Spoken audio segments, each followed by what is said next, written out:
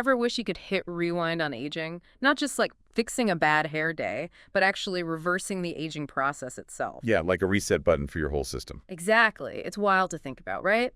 Well, that's what we're diving into today. The mind-blowing concept of mind uploading. The idea of basically transferring your consciousness to a computer. Yeah, that's right. Your memories, your personality, everything that makes you you, but in digital form. So not just living longer, but potentially living forever as a computer program. We've got some seriously interesting articles lined up today covering the science, the potential impact, all the big what-if questions. It's a lot to unpack. It really is. Yeah. To kick things off, though, I was reading this article about Brian Johnson, a tech millionaire, who's spending a fortune on these experimental anti-aging treatments. Oh, yeah, I saw something about that. Wasn't he injecting like his son's blood or something? It was his teenage son's blood plasma. Talk about going to extremes for a few more years. Well, it shows you how deeply ingrained this desire is for more time, to cheat death even. And that kind of ties into mind uploading, doesn't it? Why just slow down the clock when you could theoretically stop it altogether? Okay, so let's bring this back down to earth for a second. Is mind uploading even remotely possible right now, or are we talking pure science fiction here? That's the million-dollar question, isn't it? To understand where we are, we really need to grasp the sheer complexity of the human brain. We're talking trillions of neural connections, right? Trillions, connections that we'd have to map out, understand, and then somehow replicate digitally. It's like trying to recreate the entire Milky Way galaxy down to the last asteroid. Wow, okay, so that's a no on hitting copy and paste on our consciousness anytime soon. Not quite. But there are fascinating developments in anti-aging research that give us a glimpse into what might be possible. One promising area is senolytics, which focuses on removing harmful cells that build up as we age, sort of like cellular junk. So instead of copying and pasting our minds, we're talking about cleaning up the computer, running some system maintenance to keep things going. Exactly. And it's not just cleaning up, but potentially hitting refresh on the cells themselves. There's groundbreaking research into cellular reprogramming, which is basically turning back the clock on a cell's aging process. Now that sounds seriously sci-fi. Are there any real-world applications of this yet? It's early days, but there's a company called Unity Biotechnology, backed by Jeff Bezos, that's doing some really interesting work with senolytics.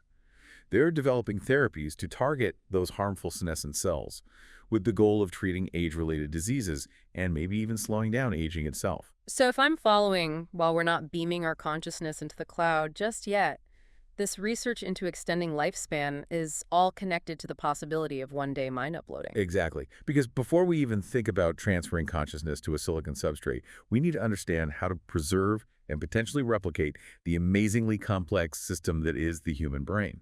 All right, so we've dipped our toes into the science, which is both fascinating and a little intimidating. But let's shift gears for a minute and talk about the bigger picture. Let's say mind uploading does become a reality. Is it actually something we should be striving for? Living forever in a digital utopia. It sounds pretty tempting on the surface. It does have a ring to it, doesn't it? But you know me, there's always a but. Huh. Exactly. There's got to be a catch, right? Like one of those monkey's paw stories where you get what you wish for, but with some seriously messed up consequences. That's a great analogy, actually, because we really need to look beyond the surface allure of immortality and think about the potential downsides, both for individuals and for society as a whole. For starters, wouldn't this technology, if it's even possible, be only for the super rich? I mean, can you imagine something this powerful, not just making the gap between the haves and have-nots even bigger? It's a huge concern.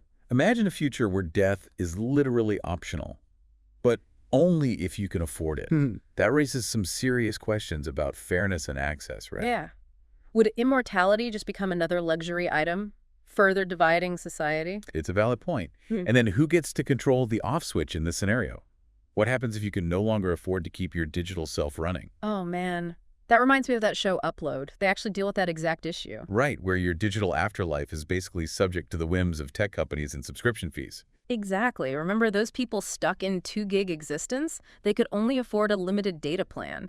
So they basically spent most of their time frozen, just waiting for their data to renew. Hauntingly plausible, isn't it? And it highlights how even our digital afterlives could be shaped by economic disparity and corporate greed. Makes you wonder, If true freedom can even exist in a world where death itself is monetized. It's a lot to wrap your head around, and we haven't even touched on the philosophical questions about consciousness and identity. If you create a digital copy of yourself, is that really you? Or just a very convincing imitation? The age-old question, what makes us who we are?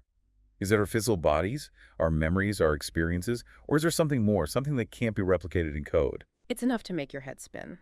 I might need to go for a walk in nature after this, just to reconnect with my analog self. But seriously, this conversation brings up so many profound questions. And the thing is, these aren't just abstract thought experiments anymore. These are discussions we need to be having right now as technology keeps advancing at this crazy pace. Couldn't agree more. And it's not just about some distant future either. These ethical considerations around mind uploading are directly relevant to the conversations we're having today about artificial intelligence, genetic engineering, the blurring lines between humans and machines. It's almost like this whole mind uploading idea, whether it ever actually happens or not, it's forcing us to confront what it even means to be human in a world that's increasingly dominated by technology. It really makes you think about what's essential to our identity, what truly makes us us. Right. And what parts of ourselves would we even want to preserve in that way? It's almost like a Marie Kondo approach to our own existence, holding up different parts of ourselves and asking, does this spark joy? I like that. A digital decluttering of the soul. Exactly. Yeah. But seriously, it makes you think about what we value most, what we're afraid of losing.